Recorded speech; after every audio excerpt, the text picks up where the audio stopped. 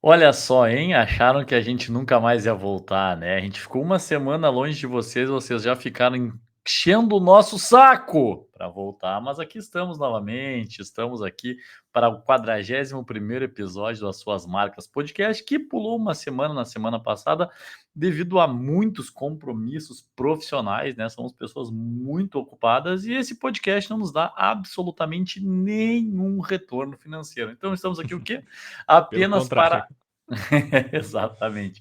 Estamos aqui apenas para diverti-los. Estamos aqui apenas para falar, conversar e ser ouvidos por vocês, nossos queridos telespectadores. Bom dia, Guilherme Curtis. Tudo bem? Como tu estás? Bom dia, hoje uma honra que o Paulinho, em pleno aniversário, ele quis gravar o podcast, então o podcast é muito importante na vida do Paulinho, porque É, ele realmente, na verdade, o que não é importante é o meu aniversário. então ele está fazendo aniversário 31, parece, por aí, Uhum. e e ele está de parabéns, eu já dei os parabéns aqui no off, então não vou repetir, para evitar nossos ouvintes, mas estamos, eh fazendo, né, uma montagem com calma para ir para o Instagram, com algumas fotos dessa nossa história, algumas fotos comprometedoras, que daí a gente evita, né, mas outras vamos ver o que vamos fazer. E até, ó, até tô de maratona de Porto Alegre hoje aqui, ó, né, quem sabe um dia, espero que não, né, mas quem sabe um dia. Começando, já que as pessoas estão ansiosas, vamos começar falando um pouquinho de domingo, né, a gente teve uma das maiores majors, uma das mais, queridas pelos corredores atualmente, né.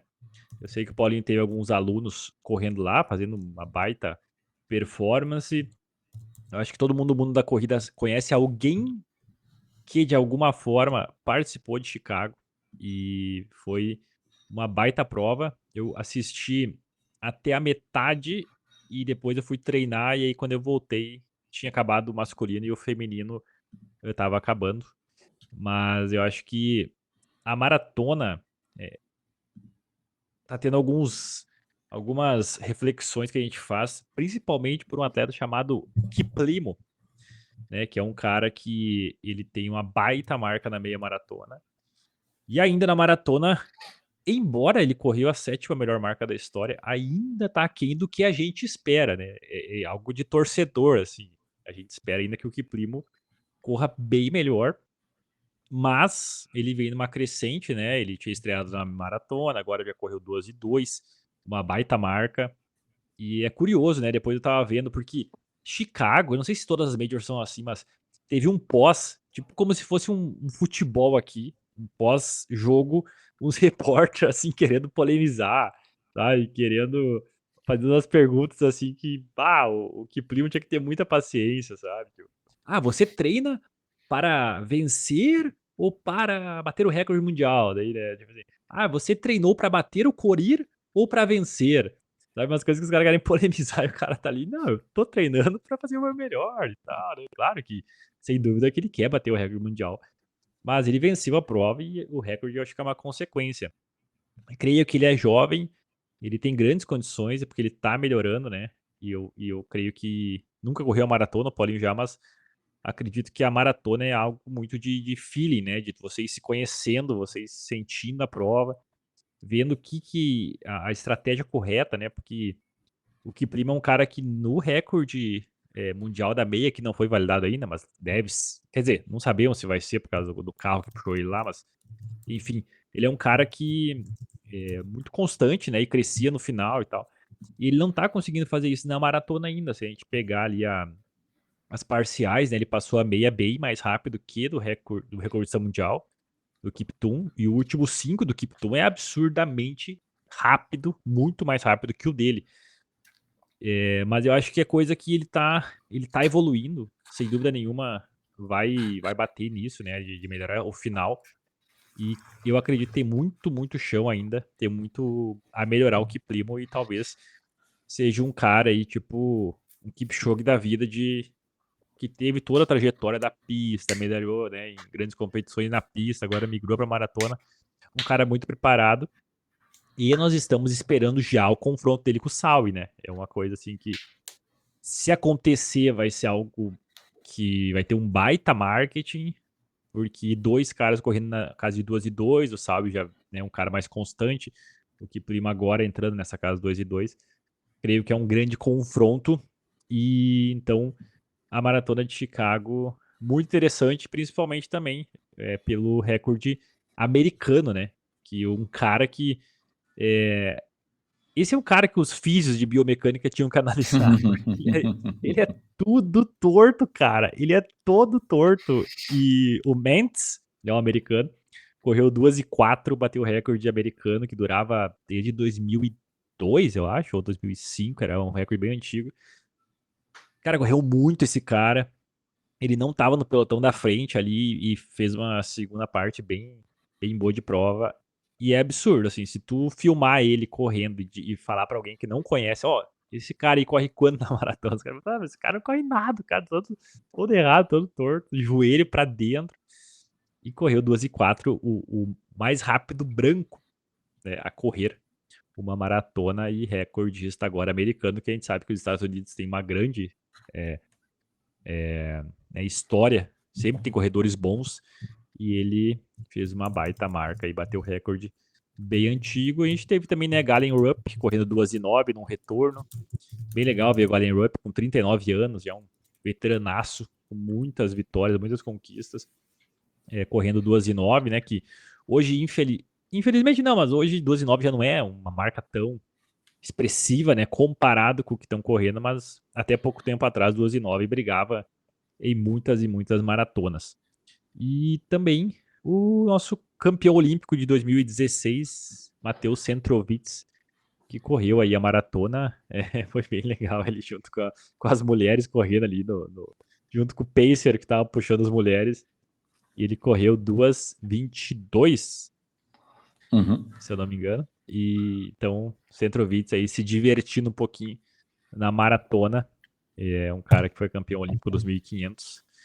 E aí o feminino deixa pro Paulinho também traçar aí as considerações, mas creio que Chicago cara, é uma maratona das mais rápidas que temos, né?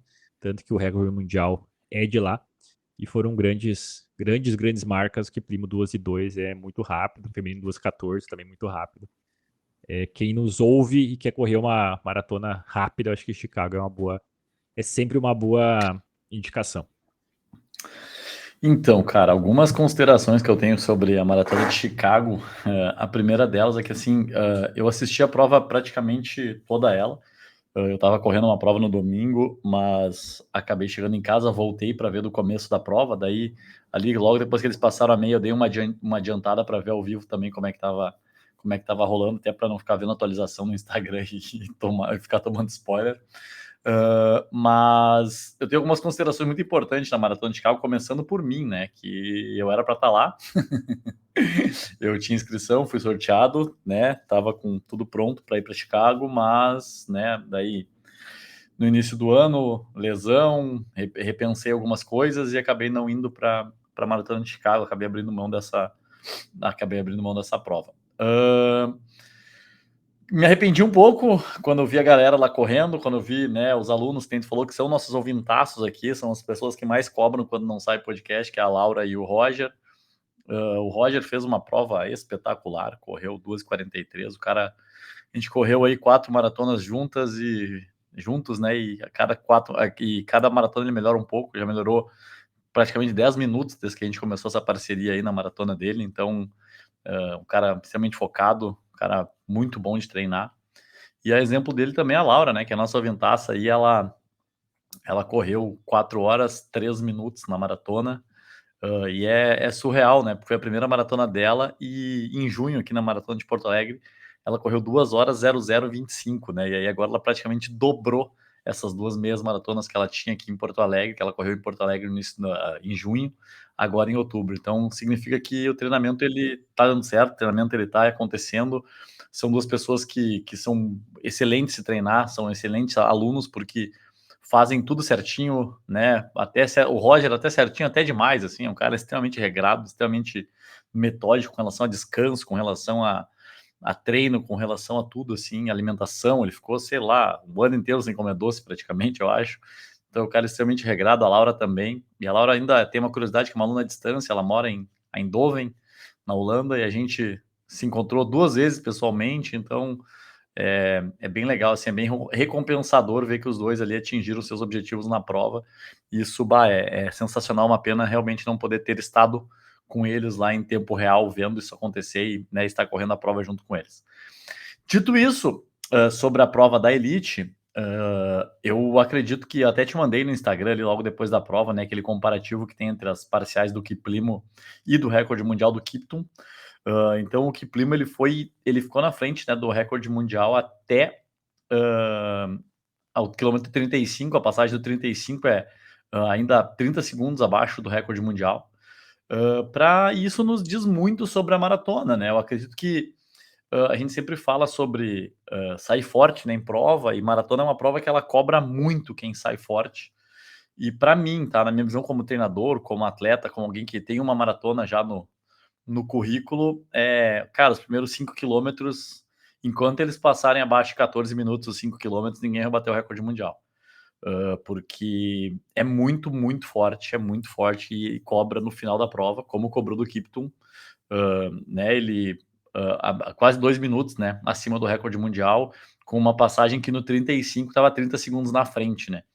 Então, sair forte numa maratona, passar a primeira meia muito forte, ela realmente cobra esse preço no final, e o que Plymouth sentiu na pele, assim, né,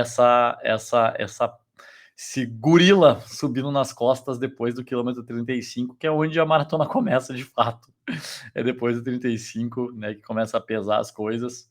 Então, acho que ele tinha dito nas entrevistas coletivas que ele ia sair para o estouro, que ele ia sair para fazer uma loucura, e ele realmente fez, né?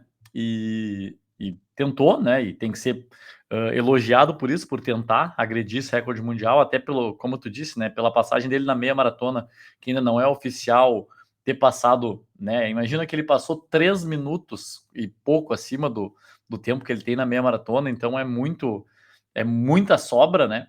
Mas realmente sentiu muito o fim de prova e acabou, né, não conseguindo bater o recorde mundial, mas venceu a prova, né, embolsou a premiação em dinheiro lá da prova da Maratona de Chicago, mais uma vez provando que é uma prova extremamente rápida. O Conner Mendes, como tu falou, é um cara todo torto, mas um cara extremamente regular. Ele passou a meia por 1h2:19 e terminou com 2:4:43, então um cara extremamente regular, extremamente ritmado na prova, né? Todo mundo que passou ali, né, com o Kiptum com o Kiplimo, desculpa, para 1:00 a meia, acabou sentindo. O Amos Kipruto acabou correndo quase 2:04, que foi o segundo colocado, correu 2:3:54. Aí, se for pegar lá o Timothy Kiplagat, que passou junto lá também, terminou com 2:07:42. Então, acho que o Filemon Kiplimo também passou, terminou com 2:06:14. Então, todo mundo que passou essa meia muito forte acabou sentindo bastante, né, a segunda metade da prova.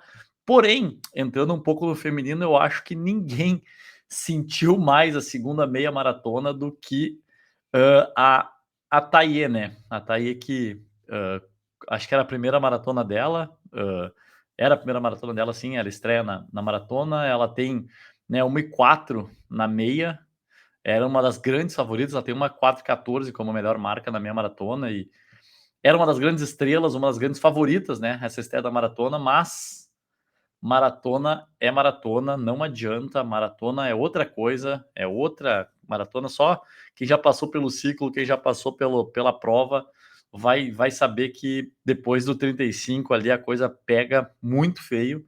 E aí ela acabou passando, né, a primeira meia para 1:07:38 e terminou a prova para 2h51:35. Ela correu 1:07:38 a primeira meia e 1:43:57 a segunda meia, quase por quilômetro.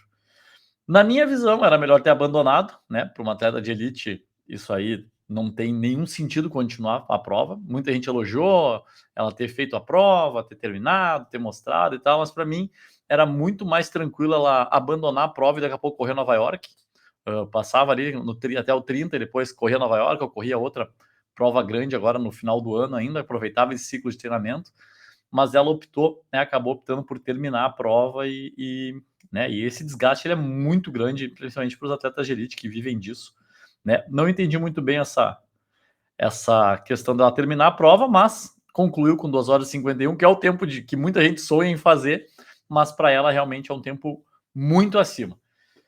No feminino, então, para completar, para passar o pódio aqui, venceu a Hawi Gegia, da Etiópia, com 2:14:57, também extremamente regular, passou para 1:07:30 a primeira meia e 2:14:57 a prova, então foi uma prova extremamente ritmada. A Mergeto Alemo foi a segunda colocada com 2:17:18, a Madalena Chauri, da Tanzânia, foi a terceira colocada com 2:18:03, a Lois Chemung, do Quênia, foi a quarta colocada com 2:18:24, e a Mary Ngui Cooper foi a quinta colocada também do Quênia, com 2:19:26. A sexta colocação ficou a primeira americana, né, a Natosha Rogers, que fez 2:23:28, mas aqui também uma grande estrela, uma grande celebração aqui para a oitava colocada, nossa irmã aqui, né, a Florência Borelli, que é uma das grandes atletas da América do Sul há algum tempo já, concluiu a prova na oitava colocação com 2:24:23, uma baita prova, uma baita marca, né, uma sul-americana ali entre as 10 primeiras colocadas da maratona de Chicago, de uma major, uma coisa que a gente não vê todo dia. Então aí, parabéns de verdade para a Florência Borelli, que conseguiu esse feito aí nesse último final de semana. Eu acho que, passando pelos resultados da Maratona de Chicago, não sei se tem mais alguma coisa para acrescentar sobre a Maratona de Chicago, mas da minha parte acho que é isso, e achei que foi uma prova espetacular, uma prova incrível. É isso aí. Também concordo. Parabéns para nossa irmã argentina, Florência Borelli, vem correndo muito. Correu aí demais e foi a oitava colocada. Bom, alguns episódios atrás, bastante episódios anteriores, eu tinha dito que nós iríamos falar sobre desconfiança de frequência cardíaca no Garmin, no relógio, no pulso. E nunca mais falamos, porque nossos programas são assim, a gente promete às vezes um assunto e simplesmente esquece. Então vamos retomar esse assunto. Eu quero contextualizar que a minha desconfiança surgiu num dia que eu rodei com o relógio da minha namorada. Então, né, ela corre, obviamente, mais fraco que eu. E então, assim, ela roda normalmente ali, sei, 5:30, 6. Vou botar uma média nesse sentido aí. E nesse dia que eu tinha acho que 14 quilômetros esse dia que eu peguei o relógio dela. E tava rodando ali às 4:30, 4:20, que pra mim é confortável. E simplesmente a frequência do relógio tava dando 180. Cara, 180 não chega em prova, porque às vezes eu corro com frequencímetro e não, meu batimento não chega em 180 em prova.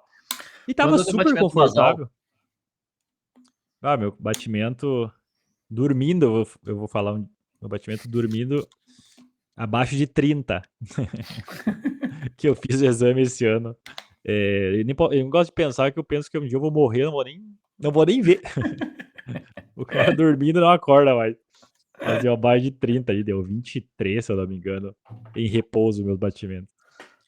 E aí nessa rodagem, cara, super tranquilo, assim, tava ali rodando. E no relógio 180, 185, eu falei, caraca, que loucura. É porque a gente se conhece, né? Então, pô, se tá 180, eu sei que eu tô morrendo, né? De uma prova. E aí acabou o treino e tal. Fui olhar ali a média, tiraram 180 no relógio que ela usa, né? Todos os dias. E aí surgiu essa desconfiança, porque eu já achava que no pulso o Garmin não tinha tanta precisão. E com isso, o que eu acredito, tá? Isso é uma conclusão minha. Que o Garmin, como você usa todos os dias ele padroniza, né? As tuas métricas. Então, se ele vê que todos os dias você treina a 5h30, né, a 140 de batimento, 130, vamos dizer. E aí, nesse dia, você está treinando a 4h30, que é um ritmo de prova, né, quase de prova, dependendo a distância para ela. Ele chutou, como ele não conseguiu pegar a frequência ali exatamente no pulso, ele chuta. Então, eu acredito que é isso. Então, o Garmin ele dá uma chutada, né, nesses batimentos, porque ele fala: olha, pai, ele tá 4h30, tá rodando aqui e tal, então em tese a frequência vai ser isso. Porque não faz sentido, assim, que ele estava chutando a minha frequência, não estava isso, né. E e além disso, né, quem me influenciou até foi o Paulinho. Esse ano eu tô usando o frequencímetro da Polar. Vamos falar as marcas aqui, ninguém, né, não estamos patrocinando, mas dicas para nossos ouvintes. O frequencímetro da Polar, eu tô usando e ele dá uma diferença bem significativa entre você rodar só com o Garmin e você rodar com o frequencímetro, né, separado que a gente usa no braço. Claro que tem aquele do peito, né, mas é bem desconfortável e aí esse do braço ele ajuda porque é melhor de usar no dia a dia e tem uma confiabilidade.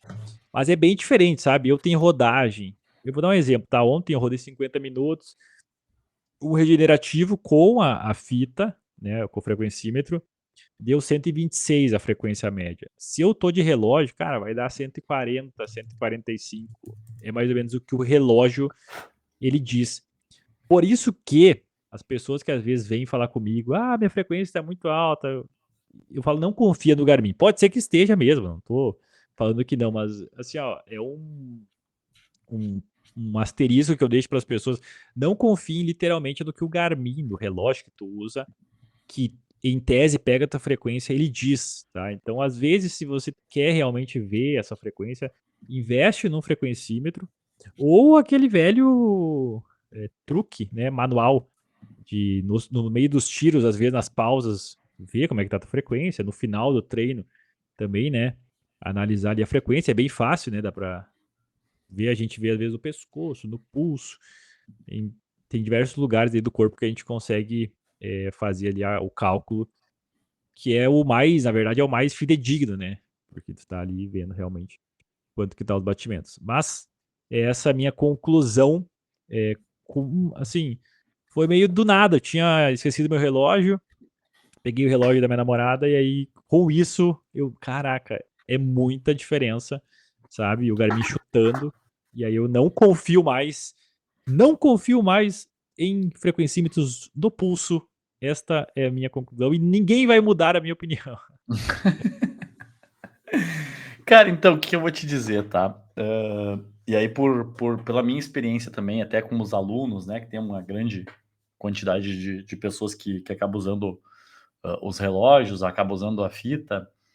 ah, eu usava, né, o Garmin sempre como referência para minha frequência cardíaca, nunca tinha pensado nesse negócio do daqui a pouco ele se adaptar, né, a pessoa a estar acostumada a marcar uma certa frequência para a pessoa e de acordo com o ritmo ele modificar, né, caso outra pessoa pegue o relógio. Não sei se isso seria possível, na verdade, se ele seria tão inteligente a esse ponto, mas assim, o que que eu vi, tá, de principal diferença? Algumas coisas que a galera, como eu trabalho também com bastante gente, não trabalho diretamente com triatletas, mas tenho bastante acesso a triatletas, eles falam que quando tu coloca o Garmin, tipo, que o local exato para ficar, quem tá vendo no vídeo, né, aqui o meu punho, o local exato para ficar é sempre atrás desse ossinho aqui, ó, sempre atrás do osso, tem que colocar o relógio nessa posição aqui. E aí tem o quê? Tem a questão do pelo, tem a questão do suor, e por exemplo, a galera que tá na bike, quando coloca o relógio aqui, quando faz isso aqui, ó, porque tu vai segurar a bike, para segurar o guidão da bike, acaba fazendo uma flexão do pulso assim, e acaba que ele sai do lugar, e aí ele marca errado. Então, por isso que a galera do triatlon usa muito mais essa fita aqui aquela que a gente usa, né, no antebraço ou no bíceps ali. A minha frequência, depois de que eu comecei a usar a fita, eu acho que eu já uso há mais de ano essa fita, talvez 2 anos já que eu uso essa fita da Polar. Ela realmente, a minha frequência cardíaca ficou muito mais baixa, a média ficou muito mais baixa com ela do que com do que o que aparece ali no meu Garmin. Naturalmente já fica assim. Talvez até porque dizem que tem que estar bem apertado o relógio, geralmente o relógio muito apertado incomoda a gente também, então tem algumas questões ali que podem fazer com que marque errado, né, esse frequencímetro do Garmin. Dizem que a fita mais confiável, sim, é a do peito, aquela que tu coloca ali, mas ela é muito desconfortável, principalmente para mulheres, né, que tem o top ali, então fica incomodando, pode assar, tem muita gente que se incomoda com aquela questão ali. E, e essa fita no braço, assim, eu acho que dentro de um contexto de que tu gasta tanto dinheiro em tênis, às vezes a pessoa compra um óculos, baixa pace, viseira, boné, calção, roupa. Eu acho que assim, eu acho que é um investimento muito legal, um investimento muito necessário.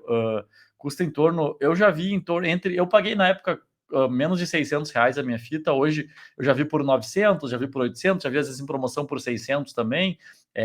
Polar, agora me esqueci o nome, 20? Não. Eu vou olhar o nome certinho que eu passo até o final do episódio para vocês qual é que é o nome, né? Veritsense, é Veritsense o nome da fita, é Polar Veritsense.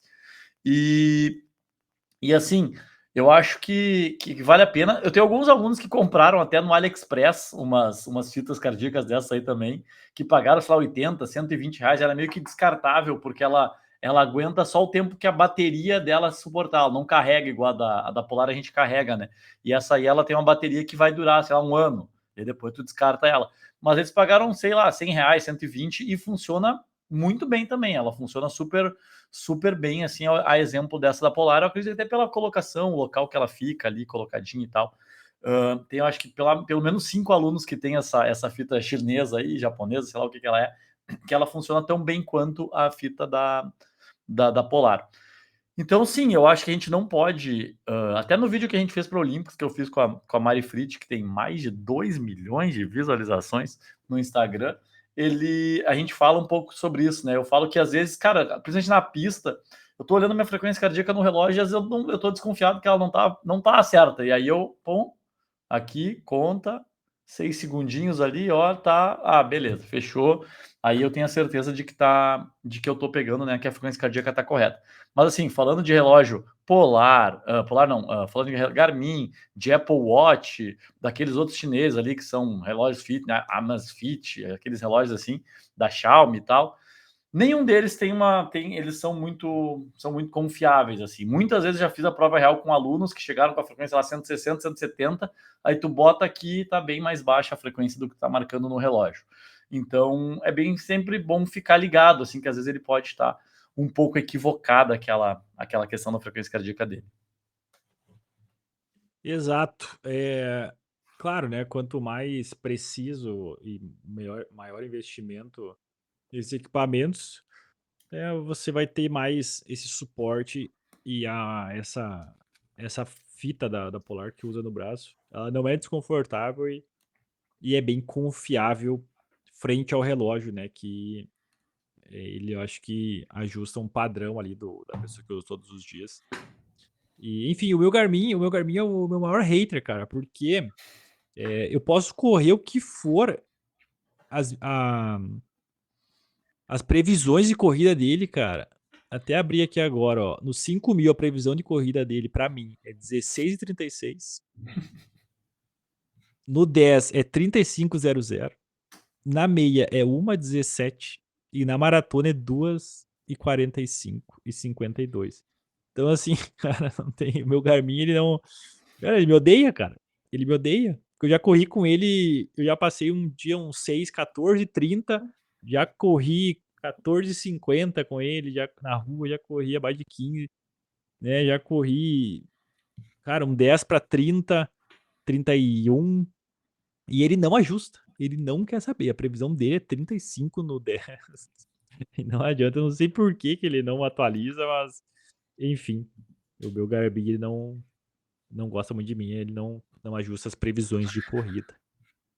Eu vou dizer que o meu também, ele tá tudo errado no meu, na minha e no meu Strava, que no Strava ali ele acaba tendo também uma previsão de corrida, ele erra todas. Ele não acerta nenhuma das minhas previsões ali. Eu não sei por quê, o que acontece com ele, mas ele não me ama. Ele sempre me joga para baixo. Ô, mudando de assunto, o Paulinho correu a prova domingo do Bob Esponja e ele mostrou agora as unhas dele. Conta pra nós aí, cara, qual é que é? Eu tava falando ontem com um primo teu. O primo teu tava te elogiando pra mim, falando assim: não, pá, que legal, né, cara? O Paulinho com aquelas unhas pintadas ali. É um exemplo pra nós primos aqui. Então, queria que tu contasse pra nós aí qual que é a ideia. Se tu tá aderindo a um novo estilo de vida, o que? Conta pra nós, e os ouvintes são curiosos sobre vida pessoal também. Tá, então eu acho que uma coisa bem interessante sobre com relação às unhas é que, tipo assim, tá, passou a prova e tal, tal, tal. Bom, vou contar dentro do que aconteceu, né? Dentro da linha, da timeline do que aconteceu. O que acontece? Era uma corrida do Bob Esponja que teve aqui em Porto Alegre, e todo mundo sabe, né, que o Bob Esponja é amarelo e o Patrick é rosa, né? E aí ela era uma prova que teria, né? Tu podia tinha a opção de escolher a tua camiseta ou do Bob Esponja ou do Patrick. E a minha namorada, a Nath, ela ia correr também a prova, ela acabou não correndo, mas ela ia correr a prova e a gente se inscreveu numa opção que tinha, que era a opção Melhores Amigos, que daí um ganhava a camiseta do Patrick e outro ganhava a camiseta do Bob Esponja. Eu acabei ganhando a camiseta do Patrick, porque eu gosto mais de rosa do que ela, e ela ficou com a camiseta do Bob Esponja. Aí, como ela não ia correr a prova, e junto veio um par de meias, no meu veio do Patrick, no dela veio do Bob Esponja. Aí, como a gente acabou ganhando duas uh, camisetas, dois pares de meia, né, no caso, né, cada um ganhou a sua. Aí a gente falou assim, quem sabe correr com uma meia com o pé do Patrick e outra meia com o pé do Bob Esponja, para ficar um rosa e um amarelo. Ela, legal, vamos fazer isso aí, tal, tal, tal. E aí a gente estava conversando e já tinha conversado até numa outra prova, até para a meia de Floripa, a gente tinha conversado sobre isso já. E ela falou assim: por que tu não pinta a unha para ficar na mesma cor do look? Daí eu falei, tá, pinta, vamos ver. Daí ela foi ali, a gente comprou os esmaltes, inclusive, numa grande rede de farmácias que tem aqui no Rio Grande do Sul. A gente comprou o esmalte ali, e aí pintamos, cara. Pintamos uma unha de amarelo do Bob Esponja aqui, ó, como vocês podem ver na imagem, e a outra unha de rosa, como o Patrick. Ela tá pintada até agora, porque aí que vem a parte engraçada, né? Porque eu pintei, tá, beleza, corri a prova, tal, cheguei brincando, mostrando a unha para ver que combinava com o resto do look, tal. E aí, e que inclusive o Curtis disse que foi a primeira prova que ele viu eu chegar sem sofrer. Ah, primeira prova da história, cara. Esse vídeo tem que ficar marcado. Bota no. Eu. Fixa no, em cima. Ah, eu aquele. Assim, eu sofri muito do percurso, acabei soltando o final, porque não tinha mais de onde tirar. Eu falei, não vou ficar fazendo força aqui à toa, que não, o corpo não tá respondendo hoje. E aí, cara, só que daí, depois eu acabei passando em São Paulo, na segunda e terça e quarta, eu fiquei em São Paulo. Eu tava num evento da Foco Radical lá que teve, de Foco no Esporte, é o nome, com um ciclo de palestras, bem legal, assim, foi muito bacana o evento mesmo. E, cara, não deu tempo de eu tirar isso aqui das unhas ainda, eu nem sei como é que tira das unhas isso aqui, na real. Ah, mas é E que é aí, muito difícil tirar, né? daí eu peguei, cara, eu fui pra lá com esse negócio, de, tipo assim, toda vez que eu apertava a mão de alguém, eu vi que a pessoa ficava olhando pra minha mão, assim, tipo assim, por que ele tá com a unha dessa cor, cara? Daí ontem também eu já cheguei de São Paulo de tarde, tive um monte de reuniões durante o dia de outros assuntos, né, de eventos e tal. Fui até numa reunião na prefeitura ontem, e aí, mesma coisa, cara, eu nem lembro, entendeu, que tá pintado. Daí eu chego ali, aperto a mão das pessoas e as pessoas ficam tudo tipo, que esse cara tá com a unha desse jeito? Agora, tipo, azar, vou deixar até sair. Não tem. Eu não tenho nenhum tipo de problema com esse tipo de coisa, então tá tudo certo. Gostou tanto que agora vai aderir. O complicado é que se tu. Né, não sei se tu correu a prova que tu queria, mas se tu tivesse corrido muito, aí tem que correr com a unha pintada sempre, né? Seguindo o Sempre, nosso toda amigo. vez. Exatamente. A teoria do nosso amigo, é. Aí, porque aí tu Não correria deu por bom. causa das Quer dizer, unhas. foi bom, porque eu acabei sendo vice-campeão da prova, mas achei que corri mal, achei que não consegui correr o que eu esperava na prova. E aí, então não funcionou. Então, é melhor na próxima prova correr sem correr sem as unhas pintadas. Sabe que na maratona de Chicago, um cara chega, eu vi um vídeo, o cara chega que nem tu, assim, só que ele dá de testa numa estrutura que tem ali, daí eu até mostrei pra Júlia, falei, ó o Paulinho chegando dela. Como assim? Eu disse, ó o Paulinho chegando da prova aí. Tipo, o cara chega igual tu, assim, ó. Eu disse, não. Aquele vídeo ali tu chegando não correspondeu à expectativa dos torcedores. É maluco, como é que, tipo assim, Uma, eu tava muito longe do Gabriel, né? Tipo, não ia conseguir chegar nele. O cara que tava em terceiro tava muito longe atrás também. E aí eu pensei, cara, não, amanhã, semana que vem tem prova, vou correr outra prova domingo. Então, tipo, Ah, dá uma descansada aqui, não vou fazer tanta força. Exato. E falando nisso, hoje nosso episódio está um pouco roteirizado. Outro assunto que eu queria trazer aqui, que as pessoas gostam, é o assunto de lesões. Porque a gente vê muita gente, né, hoje, com lesões que se machucam na corrida. É óbvio que aumentando o número de praticantes na corrida, aumenta o número de lesões, enfim. Mas assim, eu não sei o que tu acha que as pessoas hoje. Eu vejo que muitas pessoas se machucam por alguns erros que acontecem, tá? Eu tenho também a teoria que você praticando um esporte querendo melhorar, a lesão não é é uma consequência, tá? Então as pessoas que vendem, a gente vê muito hoje a corrida como um mercado e tem muita gente que vende, o nutricionista vende que se tu comer, tararã, a lesão é por causa da tua alimentação. Aí a outra pessoa vende que a lesão é por causa que tu não dormiu direito. Aí o treinador vende que a lesão é porque tu não seguiu um treinamento correto. Sabe, as pessoas elas tentam sempre colocar aquele erro num ponto, sabe? O que eu discordo porque é um conjunto, né? O treinamento tem que dormir bem, você tem que comer bem, você tem que treinar no modo correto, e treinar no modo correto é muito complexo, porque você não tem que treinar nem tão forte, nem tão fraco, tem que treinar na, eh, na moderação ali pra você, né, individualizado pra você, o que é muito difícil, até para o treinador às vezes. E às vezes não é tão difícil, mas o treinador tem preguiça, né, a gente vê muita assessoria hoje que, cara, aí em Porto Alegre tu vê muito mais, né, no interior aqui não tanto, mas a gente vê que, cara, tem 20 alunos fazendo o mesmo tiro para o mesmo ritmo, e não tem como, porque esses 20 alunos eles são diferentes. Até às vezes alunos que têm a mesma marca, vamos dizer que eu e o Paulinho a gente corra 15:00 no 5.000, a gente não vai treinar exatamente igual, porque o Paulinho talvez é um cara mais resistente, eu talvez sou um cara mais veloz, e a gente vai trabalhar nessas fraquezas, as nossas valências, a gente vai fazer trabalhos diferentes que às vezes eles vão convergir no mesmo resultado, né.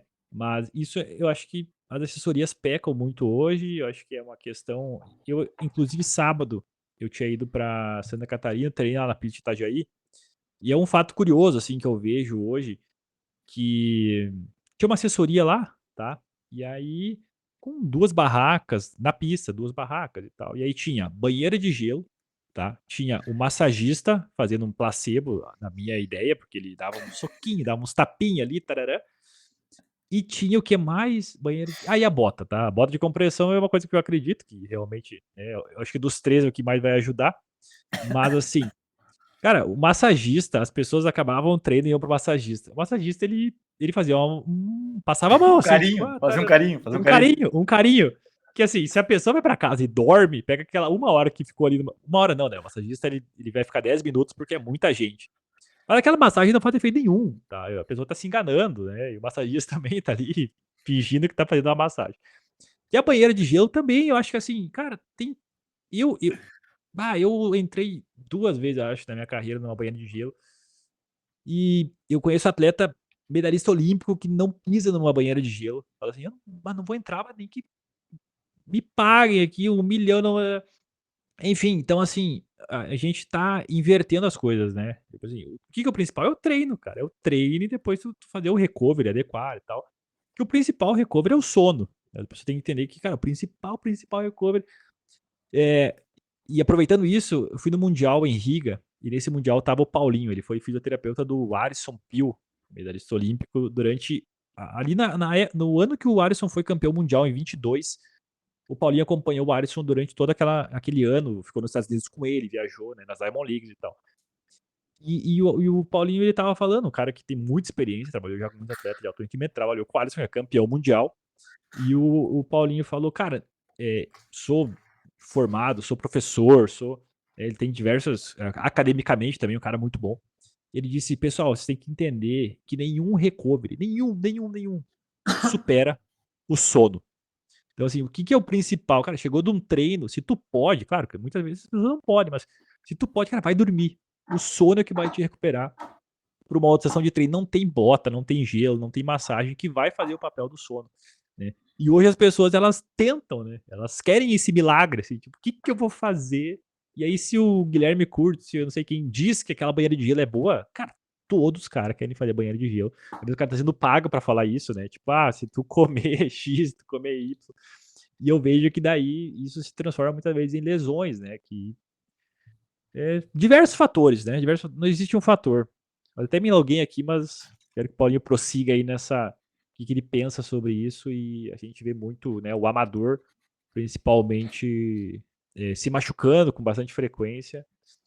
E então, fale também para nós Eu sobre acho que o que tu vê aí, principalmente em Porto Alegre na assessoria, né? Que tu tem muito aluno, né? Na assessoria que tu eu acho que trabalha assim, e tu presencia também, né? eu acho que a gente tem algumas questões assim que eu concordo com quase, acho que tudo que tu falou, na verdade, eu concordo na questão de as pessoas elas buscam um vilão, né? E o vilão geralmente não são elas próprias. Geralmente o vilão é um terceiro, sabe? E tem algumas questões que eu vejo como professor, assim, por exemplo, não é uma pessoa específica, mas vou criar um personagem aqui que essa pessoa, sei lá, tá com dor no tornozelo. E, e aí o professor fala para ela assim: olha só, tira uma semaninha sem correr, que vai ser melhor para ti. Aí o fisioterapeuta fala para ela assim: olha só, tira uma semaninha sem correr, faz o tratamento XY aqui, que vai dar tudo certo. E essa pessoa ela briga com os dois e ela continua fazendo, mesmo, né, dizendo que tu, né, mesmo falando, não, eu vou conseguir, eu vou fazer, eu vou treinar, ou então uma gripe, ou então alguma outra coisa que a pessoa tá que ela não tem condições, que o descanso seria muito melhor do que o treino. Mas estava escrito uma planilha, ela quer cumprir aquela planilha e ela acaba, às vezes, né, passando do ponto. E aí agravando uma lesão ou trazendo de fato uma lesão do que era uma coisa muito pequena. Eu acho que a gente sente dor.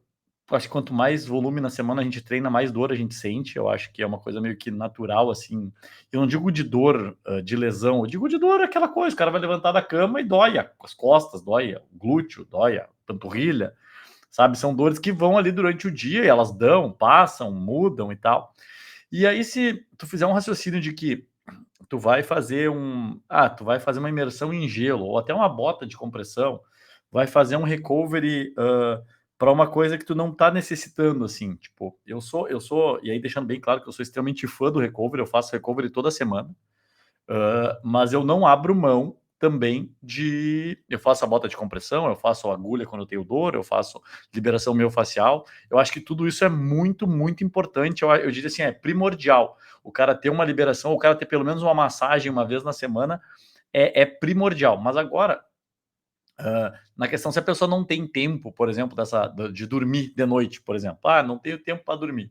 Aí tu pensa que a pessoa vai gastar pelo menos meia hora de deslocamento até chegar na clínica de fisioterapia.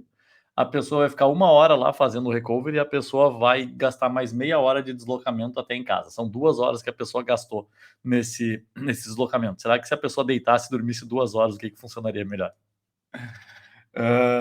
Então, eu acho que assim, tem coisas pontuais que nem eu disse no início, eu sou fã, eu faço uma vez por semana e eu sou assim, ó, eu sou apaixonado pelo recovery, mas eu vejo muito, a gente trabalha muito o recovery no sentido de, por exemplo, tô com uma contraturazinha na panturrilha, eu vou ali, agulhazinha e solta. São coisas pontuais que o sono não vai me resolver. Eu não sou mais um jovem, eu já estou fazendo hoje 38 anos, eu tenho um histórico, né, de panturrilhas e de algumas musculaturas um pouco mais contraturadas do que outras, então assim, eu não abro mão disso, mas eu acho que, em primeiro lugar, é o sono, e depois a gente tem que fazer outras coisas. E eu sou exemplo prático disso.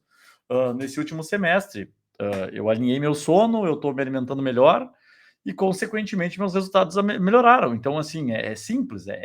Às vezes a gente sabe o que tem que fazer, mas a gente não faz porque não faz. E bota a culpa num monte de coisa. Tipo, não dá porque eu não consigo me alimentar, porque eu só como fora de casa. Não dá porque eu não consigo dormir, porque eu vou para a festa toda sexta-feira de noite. Então, assim, tudo são prioridades, né? Então, assim, se a pessoa conseguir ter esse equilíbrio, né, e visar o seu objetivo. Às vezes a pessoa não quer melhorar na corrida, ela quer ser praticante de corrida e tá tudo bem também. Mas se tu quer evoluir na corrida, quer melhorar teus tempos, melhorar tuas marcas, tu vai ter que fazer alguns sacrifícios. E para mim, o Kurt sabe disso muito bem, que dormir para mim é um sacrifício muito grande. Eu odeio dormir, eu não gosto de dormir, eu sempre falei que dormir é perda de tempo. E então, para mim é muito difícil, assim, e é um sacrifício que eu faço, é dormir, porque eu realmente não gosto de dormir. Essa questão de se alimentar, até tem um pote que tá na tua casa. E esse Ah, ele pote, ama esse cara, pote. ele já me salvou tantas vezes, porque eu já levei almoço nesse pote, já levei janta, às vezes que o cara vai pegar um voo, vai ficar no avião tantas horas, ele vai chegar e sabe que não tem lugar pra comer e tarará. Então, eu sempre, assim, a alimentação é algo que eu sempre dou um jeito, assim, tipo, cara, leva ali, pô, é fácil levar uma marmitinha às vezes, sabe, um arroz, feijão, uma carne já vai te salvar, já não vai ficar, né, com aquele rombo no estômago de fome, às vezes uma fruta, alguma coisa. Acho que é muito fácil, né, a pessoa se organizar e se alimentar. Mas isso de lesão é outro fator que eu vejo muito, e isso é um pouco cultural, né, que as pessoas elas confundem, é aquela coisa de, treinar todos os dias, não folgar nunca, não falhar nunca, querer treinar cada vez mais forte. E isso é uma cultura que se tem de outro, às vezes nem é do esporte, sabe? É essa questão, às vezes, o empresário fala: "Não, você tem", um estudante de um concurso: "Não, tem que estudar todos os dias, tem que, né, quanto mais estudar", e concordo, mas no esporte não é assim. Assim, quanto mais você treinar, eh, melhor você fica. Às vezes, cara, o dia de descanso na semana ou a cada 15 dias, é fundamental, cara. Às vezes ele é melhor do que o treino, porque aquele dia de descanso você vai se recuperar, né, vai dormir, vai às vezes não fazer nada relacionado ao esporte, aí você recupera o seu corpo e no outro dia você volta com toda a energia, né, do mundo. E as pessoas elas estão tirando às vezes com tanta vontade de fazer um resultado, as pessoas não querem descansar, elas acham que: "Não, eu tô perdendo tempo, eu não vou descansar porque, né, tem que treinar, preciso melhorar". E aí nisso que se erra, né, e somado a isso a questão de às vezes, você tem uma rodagem que, cara, o treinador botou lá que é uma rodagem a 5 por 1000, você faz a 4 por 1000. E aí isso vai acumulando também, né. Cara, se tu fez a 4 por 1000 é totalmente diferente de uma rodagem a 5 por 1000. E aí o objetivo do teu treinador, às vezes, que era um, já se transformou em outro, e aí no outro dia que tu vai ter tiro, tu vai chegar já, né, cansado, e teu treinador não vai entender, às vezes, o que que aconteceu. Até aí nisso, o Paulinho me mandou um vídeo ontem que o Sanderlei Parrella fala, né, que às vezes esse contato, cara, essa sinceridade do treinador com o atleta é o fundamental. Porque é isso, às vezes o treinador não sabe o que tá se passando, tu treinou mal, cara, o atleta treinou mal, o que acontece, e o treinador fica quebrando a cabeça, cara, será que fui eu que, né, errei o treino? Será que tá acontecendo alguma coisa? O atleta não fala, aí o treinador perde um monte de energia, né, querendo saber o que aconteceu. E às vezes o atleta teve uma noite mal dormida, às vezes o atleta, cara, comeu, né, ele fala assim, um lanche no dia anterior. Às vezes aconteceu alguma coisa que se o atleta chega e fala para o treinador, cara, que o treinador às vezes não vai gostar. Mas que às vezes ele vai adaptar, vai dizer: "Não, beleza, então, cara, vamos esquecer esse treino, faz no outro dia, né, faz daqui 2 dias, descansa". Essa questão da sinceridade eu acho que é o mais importante, né, às vezes de tu ter a percepção, e isso às vezes é muito difícil, eu entendo. Às vezes, assim, tu pega uma gripe, é muito difícil, cara, tu pegar e falar assim: "Putz, eu vou ficar 3 4 dias parado aqui, vou me recuperar". Porque às vezes tu pensa que esses 3 4 dias tu vai perder totalmente teu rendimento, às vezes não, às vezes se tu ficar esses 3 4 dias parado, se recuperar totalmente, tu volta, tu nem sente que tu perdeu performance. E é muito ao contrário, que se nesses 3 4 dias que tu tá mal gripado, aí sim tu treinar, cara, às vezes deslancha, tu perde totalmente a performance, porque teu corpo tá totalmente, já ali ruim, imunidade baixa, aí tu força, vai ser muito pior do que talvez tu descansado. Cara, às vezes tu descansa 2 dias, tu tá inteiro, tu já fica inteiro. E eu sei que é difícil, né, mas tem que ter, são processos que as pessoas têm que passar e tem que entender que às vezes o descanso é tão importante quanto um treino forte, né. É, tu sabe que hoje eu estava até conversando, estava rodando com outro professor de uma outra assessoria agora de manhã, e a gente estava conversando um pouco sobre treino e tal, e e aí a gente estava falando um pouco sobre ChatGPT, né, sobre inteligência artificial e tal. E porque chega muito aluno pra gente na assessoria que vem com planilha do ChatGPT, né.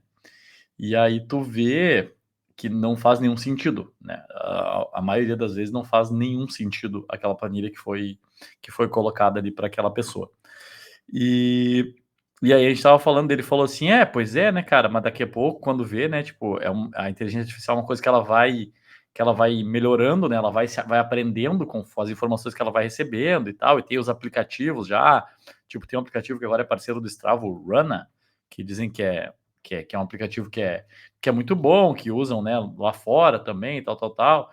E aí eu falei para ele assim, é uma coisa que eu penso muito, assim, que é uma coisa, cara, tem uma coisa só que nunca vai mudar, que é o professor na beira da pista olhando pro cara e vendo que o cara tá sofrendo e falar assim, cara, não faz. Para, vai trotar, acaba essa sessão no meio. Tu tá com a mecânica diferente, tu tá com a frequência muito alta, hoje tu precisa descansar, tu não precisa treinar. E isso nenhum aplicativo vai dar. A visão do treinador na beira da pista, falando com aquela pessoa, observando aquela pessoa, nenhum aplicativo vai te dar. Então, assim, eu acredito que às vezes a gente escreve, eu sempre falo assim, a planilha ela é totalmente mexível. A planilha era totalmente adaptável. Tu cria. E aí, dando um exemplo meu aqui, prático, para não entrar só na questão dos alunos. O ano passado, quando eu fui fazer a maratona, eu tinha 9 semanas de treino, depois da maratona de Porto Alegre, para treinar, para a prova.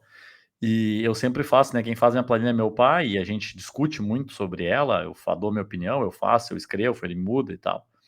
E aí, como a minha planilha não estava chegando, a gente não tinha conseguido conversar ainda ali pós-maratona, eu peguei e fiz uma planilha para mim. Eu fiz uma planilha daquelas 9 semanas até a maratona. E aí eu mandei para ele e falei: "Ah, dá uma olhada aí e me dá a tua opinião sobre isso".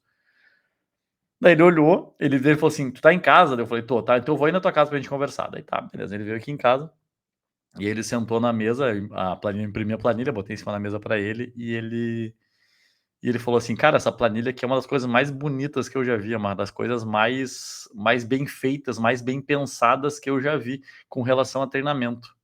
Mas esse treinamento não é para ti. Se tu fizer isso aí, tu não vai chegar na maratona". E É, aí eu falei pra ele assim: "Tá, mas como assim, cara? Isso eu consigo fazer com o pé nas eu costas". Ele disse: "Não, posso, eu vou conseguir. eu vou conseguir fazer". E aí ele falou assim: "Cara, tu não vai conseguir fazer, porque isso aqui tá muito além, não essa vez, daqui a pouco pra uma próxima maratona tu consegue fazer isso, mas da onde tu tá, do ponto de partida que tu tá, com o cansaço acumulado que tu tá do ano, com o trabalho, com as coisas, tu não vai conseguir fazer essa planilha". E aí ele mudou tudo que tinha na planilha. Ele mudou absolutamente tudo, questão de volume, questão de intensidade, ele mudou tudo. E a maratona foi concluída com sucesso, dentro das minhas perspectivas, a maratona foi muito boa. E ele falou um negócio que foi muito interessante. Ele falou assim: é melhor tu correr a maratona para 2:45, mas tu correr a maratona, do que tu treinar para correr 2:35 e não correr a maratona, porque tu vai se machucar antes de chegar nela.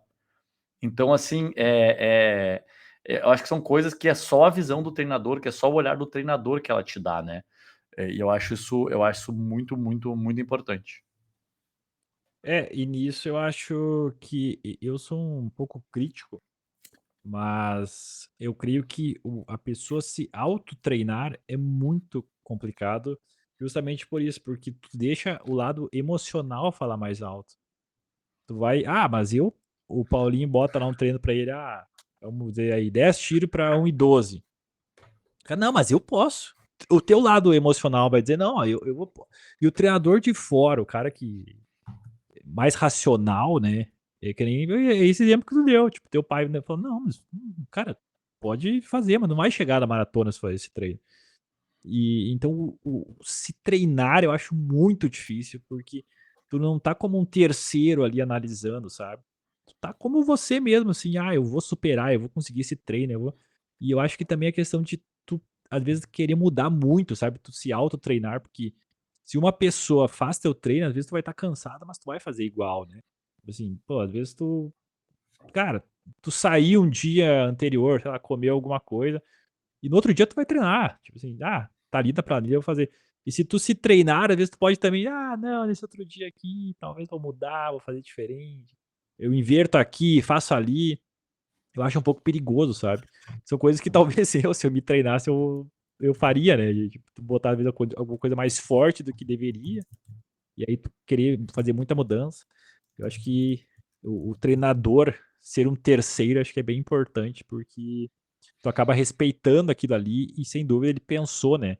Ele pensou em fazer tua planilha, mais do que você, assim, do que porque não entra esse lado tão emocional de tu querer se superar, sabe.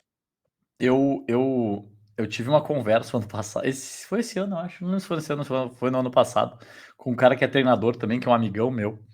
e a gente conversa muito sobre treino. Não vou guardar o nome dele, mas não sei se ele gostaria de que essa história fosse exposta com o nome dele falado. E a gente estava conversando, né? Ele ia fazer uma prova importante e ele sentiu uma dor. Ele sentiu uma dor num período do ciclo do treinamento ali. Ele sentiu uma dor que estava meio esquisita, a dor não estava passando e ele não estava conseguindo lidar muito bem com aquela dor.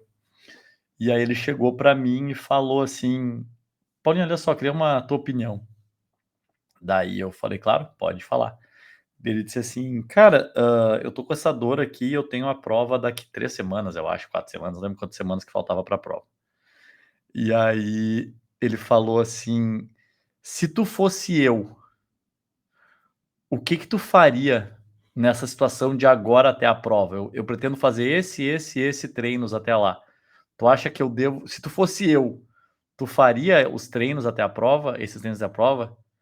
Daí eu falei, cara, se fosse eu ia arriscar, eu ia tentar, eu ia fazer, eu ia ver o que acontecia e tal, mas eu ia pelo menos tentar. Eu ia começar, ia avaliando treino a treino e ver o que que dava para ir evoluindo ali e tal, se dava para fazer no ritmo, se tinha que fazer um pouco mais fraco e tal. Daí eu terminei de falar assim, e ele disse: "Tá, mas agora me diz uma coisa, se eu fosse teu aluno, o que que tu diria para eu fazer?" Daí eu falei: "Cara, se tu fosse meu aluno, eu ia falar: 'Cara, olha só, esse treino aqui tu pula, tu descansa nesse dia, em vez de fazer a pista, tu só roda, e daí o outro treino da outra semana a gente avalia até lá. Se a dor diminuir, aí tu faz aquele treino e na outra semana a mesma coisa, a gente vai avaliando treino a treino e dia a dia'". E aí ele falou assim: "Porra, é foda, né, porque é a mesma coisa que eu sinto", porque ele é uma pessoa que se treina, né, e aí ele falou assim: "É uma coisa que eu sinto, eu às vezes eu faço coisas que eu não indicaria para nenhum aluno fazer". Porque é difícil. E a mesma coisa que quando ele perguntou para mim, tipo, se fosse eu ia fazer. Mas se eu fosse indicar para alguém fazer, eu não indicaria para fazer. Então, assim, é muito dúbio. E é por isso que se treinar é muito complicado. É por isso que tu treinar, tu fazer a tua própria planilha, é muito, muito, muito difícil. Então, às vezes, opiniões de fora, mesmo que não seja da planilha, fazer a planilha em si, mas assim, ter uma opinião de alguém de fora que entende também, alguém que tu confia, ela pode ser muito importante nesse processo, né? Exato, exato, exatamente isso. Bom, estamos chegando próximo ao nosso tempo. Esperamos que na próxima semana, né, voltamos a gravar na terça-feira. E a gente acabou nem falando, né, da meia do mercado. Até a gente pode falar semana que vem, porque já passou, né, quase 2 semanas. Mas semana que vem o Paulinho traz de novo esse assunto só para, como foi a primeira edição, para nos dizer aí o que, que ele achou, né, da prova da meia do mercado público. Foi uma prova bem importante para como um marco, né, de reconstrução ali do mercado público após as enchentes, e o pessoal gostou muito na maratona, né, de entrar dentro do mercado.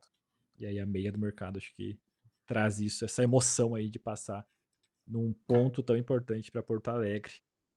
E próximas provas, Paulinho, que participará, quais serão? Cara, Conta aí que eu as pessoas vão queria te assistir. eu queria não, é o seguinte, e é uma coisa que a gente pode até falar depois num outro programa também, podemos deixar para semana que vem falar um pouco sobre planejamento de temporada e planejamento de competições a fazer. Eu fiz uma coisa esse ano que eu nunca tinha feito na vida, tá? Eu competi várias vezes agora nesse segundo semestre. Eu competi, cara, eu não lembro nem quantas provas eu competi numa conta rápida. Eu corri o revezamento da KTO, eu corri a Panvel, eu corri a meia de Floripa, eu corri Punta, eu corri a, a corrida do. Putz, esqueci o nome, Liga Run, eu corri a Live Run e eu corri a do Bob Esponja. Se não esqueci de nenhuma, eu corri 7 provas agora, desde o início de julho. Então, foram 7 provas e vou correr mais uma que vai ser a 8ª, que vai ser nesse próximo domingo, que é uma prova da Centauro que vai ter aqui, graças ao cancelamento daquela prova que nós íamos correr, né, numa outra cidade aqui do Rio Grande do Sul. E, cara, eu corri 8 provas na sequência e eu tô sentindo que a performance tá indo pro saco, o que aconteceu, né, na prova do Bob Esponja. E eu sinto que eu vou correr essa prova, porque eu já tô inscrito, e eu preciso parar, preciso treinar. Eu preciso treinar, treinar, treinar, treinar, porque quando tu entra num ciclo de competição, assim, tantas competições sequenciais, tu não treina, né? tu deixa negligencia os longos, tu não consegue fazer um treino longo de qualidade, tu não consegue fazer pista, porque senão tu vai estar cansado para a prova, tem que descansar da prova anterior, e eu tô sentindo isso, eu tô sentindo que o meu corpo ele tá cansado e tá destreinado, eu tô perdendo performance porque eu tô destreinado, eu tô sentindo isso. Então a minha ideia de agora até o final do ano é realmente, se aparecer alguma prova ali por dezembro, no final de novembro, dezembro, talvez eu corra, mas a ideia é a partir de agora deixar focar só em treinar, aumentar volume e conseguir se manter treinando. Vamos ver o que vai acontecer na prova no final de semana. Assim, meu aniversário hoje, eu tô chutando balde desde das 7 Tomar todas hoje. acordei. E então vai ser um final de semana bem complexo. Amanhã tem mais uma festa de aniversário para mim. Daí sábado tem um churrasco da assessoria lá no sítio também. Então, assim, vão ser 3 dias intensos antes da prova. Então, não sei exatamente como é que meu corpo vai se comportar na prova, mas tá tudo bem também. Acho que não tem uma cobrança de atleta profissional nenhuma, então acho que é uma data especial. Mas depois disso eu quero focar em melhorar um pouco e em treinar um pouco mais para voltar com uma boa performance, porque eu tô cansado também. Meu corpo tá cansado já de fazer força. Não tem cobrança, corta pro Paulinho domingo chegando. Do jeito que ele sempre chega. Bem tranquilinho. Ai, ai, ai. Eu tenho um outro assunto também pro podcast da semana que vem. A gente pode falar desse. Já temos 3 assuntos para falar. Temos meio do mercado, temos planejamento de temporada e temos esse assunto que é o mais polêmico e vou deixar aqui, porque eu queria falar hoje, mas agora a gente já passou, já estourou a hora, eu tenho que sair daqui 2 minutos. Então eu quero deixar aqui para vocês questão mais uma vez questão blogueiros. Mais uma vez questão blogueiros, porque eu vi coisas que têm me incomodado muito.